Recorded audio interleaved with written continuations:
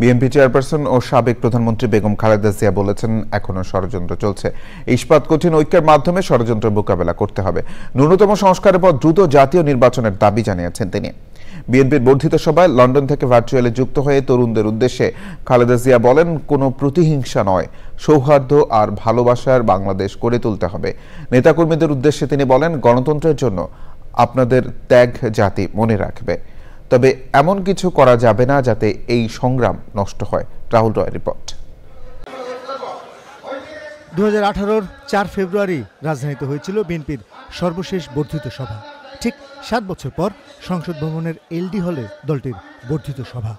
স্থায়ী কমিটির সদস্য, উপদেষ্টা মণ্ডলী ও নির্বাহী কমিটির সদস্য, জেলা এবং থানার সভাপতি ও সাধারণ সম্পাদকরা যোগ দেন সভায়। 2018 সালের জাতীয় নির্বাচনে মনোনয়ন পাওয়ারা, এমনকি যারা সেকেন্ডারি মনোনয়ন পেয়েছিলেন, তারা অংশ নেন বর্ধিত সভায়।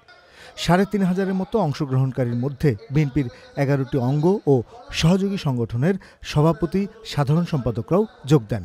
সভার শুরুতেই বিএনপির মৃত নেতাকর্মীদের প্রতি শ্রদ্ধা জানিয়ে শোক প্রস্তাব রাখা হয়। 7 বছর আগের সভায় উপস্থিত ছিলেন দলের চেয়ারপারসন ও সাবেক প্রধানমন্ত্রী বেগম খালেদা জিয়া। বর্তমানে চিকিৎসার জন্য লন্ডনে অবস্থান করছেন তিনি। সকালে হঠাৎই সবার প্রধান অতিথি হিসেবে বেগম খালেদা জিয়ার যুক্ত হওয়ার খবরে উচ্ছ্বসিত হয়ে ওঠেন নেতারা। দলের মহাসচিব মির্জা ফখরুল ইসলাম আলমগীরের সূচনা বক্তব্যের পর লন্ডন থেকে ভার্চুয়ালি যুক্ত হয়ে উদ্বোধনী বক্তব্য রাখেন দলের ভারপ্রাপ্ত চেয়ারম্যান তারেক রহমান। জাতীয় ঐক্য এবং জাতীয় নির্বাচনের পরিবেশ বিনষ্টের চক্রান্তের বিরুদ্ধে আমি আজ দেশের কৃষক, শ্রমিক জনতা, আলেম ওলেমা, পীর মাশায়েখ তথা সকল শ্রেণী পেশার মানুষকে সতর্ক থাকার আহ্বান এবং অনুরোধ জানাই। স্থানীয় নির্বাচনের পরিকল্পনা বাদ দিয়ে দ্রুত জাতীয় নির্বাচনের রোডম্যাপ ঘোষণার দাবি জানান তারেক রহমান। অন্তর্বর্তীকালীন সরকারের প্রতি আহ্বান, সারা দেশে গণহত্যাকারীদের দোসর মাফিয়া চক্রকে পুনর্বাসনের, স্থানীয় নির্বাচন অনুষ্ঠানের পরিকল্পনা থেকে সরে আসুন। অবিলম্বে আগামী দিনগুলোর জন্য অন্তর্বর্তীকালীন সরকারের সুনির্দিষ্ট কর্মপরিকল্পনার রোডম্যাপ ঘোষণা করুন। এরপর ভার্চুয়ালি বক্তব্য রাখেন বিএনপি চেয়ারপারসন। সমন্বিত আন্দোলনের ফলে ফ্যাসিস্ট শাসকেরা বিদায় নিয়েছে।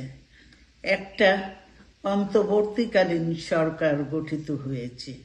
তাদের কাছে জনগণের প্রত্যাশা, রাষ্ট্র মেরামতের ন্যূনতম সংস্কার দ্রুত সম্পন্ন করে গণতান্ত্রিক ব্যবস্থায় ফিরে যাওয়ার জন্য সকলের কাছে গ্রহণযোগ্য একটি নির্বাচন অনুষ্ঠান সম্পন্ন করা। তরুণদের উদ্দেশ্যেও নিজের ভাবনার কথা জানান বেগম জিয়া। আসুন, প্রতিহিংসা, প্রতিশোধ নয়, পারস্পরিক ভালোবাসা ও ভ্রাতৃত্বের মাধ্যমে আমরা সকলে মিলে আমাদের প্রিয় মাতৃভূমিকে, বাংলাদেশকে সত্যিকার অর্থেই একটি বাসযোগ্য, উন্নত ও গণতান্ত্রিক রাষ্ট্রে পরিণত করি। নেতাকর্মীদের শৃঙ্খলাবদ্ধ থাকার নির্দেশ দিয়েছেন সাবেক প্রধানমন্ত্রী। আমি চিকিৎসার কারণে যুক্তরাজ্যে অবস্থান করলেও আমি সব সময় আপনাদের পাশেই আছি। এমন কোনো কাজ করবেন না যাতে আপনাদের এতদিনকার সংগ্রাম, আত্মত্যাগ বিফলে যায়। ইস্পাত কঠিন ঐক্যের মাধ্যমে জনগণকে সঙ্গে নিয়ে এবং চক্রান্তকে ব্যর্থ করে দিতে হবে। বেগম খালেদা জিয়ার বক্তব্যের পরেই শুরু হয় বর্ধিত সভা। সভায় অংশ নেওয়া নেতারা দল নিয়ে মতামত তুলে ধরেন। তৃণমূল নেতাদের কথা মনোযোগ দিয়ে শোনেন দলের ভারপ্রাপ্ত চেয়ারম্যান তারেক রহমান ও সিনিয়র নেতারা। রাহুল রায়, চ্যানেল আই, ঢাকা।